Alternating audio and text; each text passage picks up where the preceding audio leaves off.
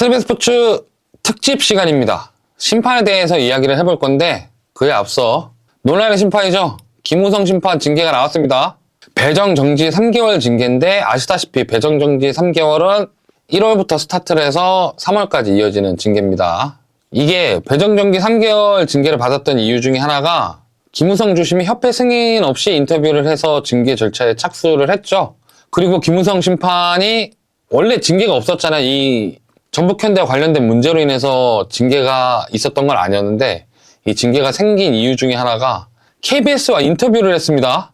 그 인터뷰를 해놓고 문제가 되니까 김우성 심판이 나는 인터뷰인지 몰랐다라고 했습니다. 근데 그 인터뷰 들어보시면 아시겠지만 그 인터뷰인지 몰랐다라고 얘기하면 말이 안 됩니다. 그것에 대해서 이준희 기자한테 축구 팬들이 문의를 했습니다. 김우성 심판이 진짜 인터뷰인지 몰랐냐라고 얘기했더니 이준희 기자가 당사자의 사전 동의를 받은 통상적인 취재 규정과 절차를 모두 밟고 진행한 인터뷰였음을 말씀드립니다. 라고 얘기하면서 결국 확정이 됐죠. 그래서 어떤 걸로 3개월 징계를 받았냐면 이건 대한축구협회에 들어가시면 심판 규정집이 있습니다.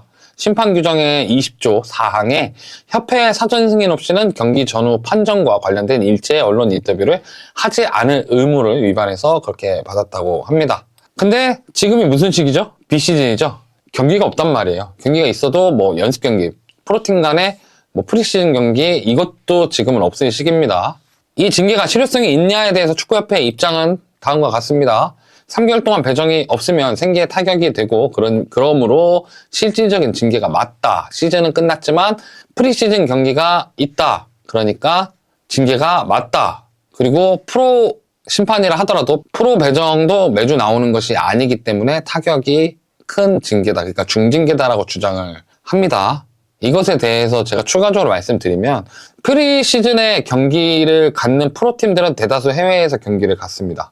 해외에서 경기를 하고 해외에서 주로 시점 감각을 키운 상태에서 국내에서는 2월 초쯤에 경기를 가질 겁니다. 올해는 조금 많이 가질 수도 있겠죠. 왜냐하면 월드컵이 있는 해다 보니까 프리시즌이 다른 해보다 짧을 테니까 말이죠. 근데 실질적으로 프로 심판이 그렇게 무언가를 할 만한 시간은 아니기 때문에 이게 실효성에 대한 문제가 과연 없냐, 그러니까 진짜 큰 징계가 맞냐에 대한 이야기가 나오고 있습니다. 그리고 여기에 문제점이 더 더해지는 게 김우성 심판은 지금 자격정지 3개월 징계를 받는 상황이잖아요. 근데 내년에 1월에 열리는 월드컵 VAR 세미나에 차출되어서 가게 됩니다. 그러니까 VAR 세미나가 뭐냐면 비디오 어시스턴트 레프리 시스템에 대한 이 육성을 하는 이 세미나에 차출돼서 가게 됩니다. 근데 김우성 심판은 지금 심판 자격정지 3개월을 받는 건데 이거는 심판 관련 활동이 맞잖아요.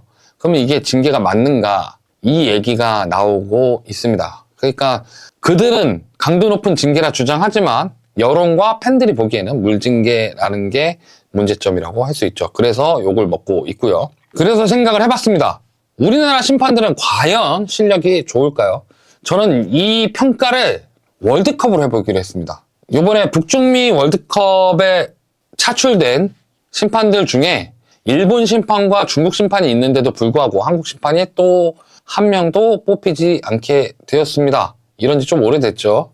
지금으로부터 23년 전 월드컵 첫 본선 주심 한국인 김영주 심판이 있었습니다. 김영주 심판이 물론 AFC 심판 랭킹에서도 굉장히 높은 점수를 차지해서 심판이 되는 것도 맞았지만 한간에는 이제 개최국에 대한 봐주기 논란이 좀 있기도 했습니다. 거기에 기름을 부었던 일 중에 하나가 김영주 주심이 2002 월드컵 브라질 대 터키 경기였는데 히바우드가 무릎에 공을 맞고 얼굴에 맞은 척 헐리우드 액션을 합니다. 그래서 터키 수비수를 퇴장시키죠.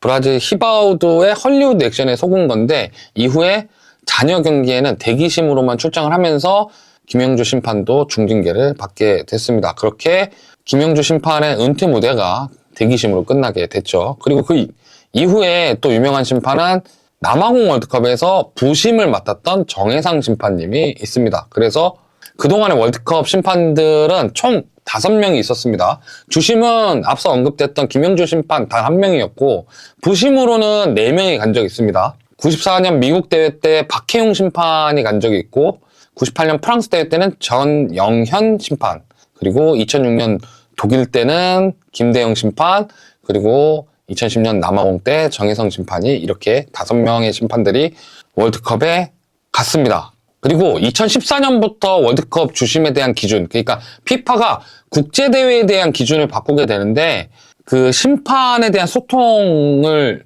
원활하게 하기 위해서 동일 문화권이나 혹은 동일 언어권으로 묶어서 팀 규모로 이제 국제심판 팀을 뽑기로 했습니다.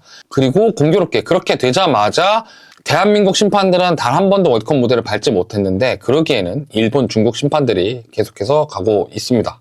K리그 팬들은 다 아시겠죠? 대한민국에서 가장 유명한 심판, 그리고 심판대 사이에서도 은근 이 심판은 그래도 협회에서 밀어주는 심판이다라고 평가받는 김종혁 심판입니다. 83년생이죠. 아시아 국제대회에서 굵직굵직한 판정을 많이 했고 굵직굵직한 대회에 많이 참가를 했습니다. 이 김종혁 주심이 한국에서 가장 1순위 심판이라고 했잖아요. 근데 이 심판도 2018년 러시아 대회와 2022년 카타르 월드컵에 2번의 심판 도전을 했는데 다 예비 명단으로 끝났습니다. 그러니까 이 국제 대회 심판을 뽑을 때 어떻게 하냐면, 특히 월드컵 같은 데 심판을 뽑을 때 어떻게 하냐면 협회마다 어느 정도의 심판 풀을 AFC면 AFC에서 추천을 하고 UEFA면 UEFA에서 추천을 하고 뭐 남미 이런 식으로 추천을 받습니다. 여기서 추천을 받아서 더 좋은 성과를 갖거나 혹은 높은 점수, 유리한 위치에 있는 심판들이 뽑혀서 월드컵에 가게 되는 거죠. 근데 말씀드렸다시피 팀으로 짜여지기 시작한 2014년부터 지금까지 추천을 받아도 심판으로서 월드컵에 가지 못했다라는 것은 국제적 경쟁력이 떨어지는 것이라고 저는 과감하게 생각합니다.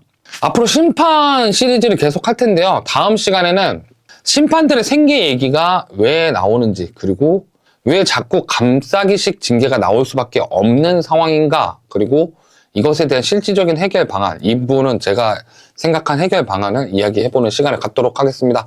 지금까지 스냅스포츠 주간 K리그 장동희였습니다.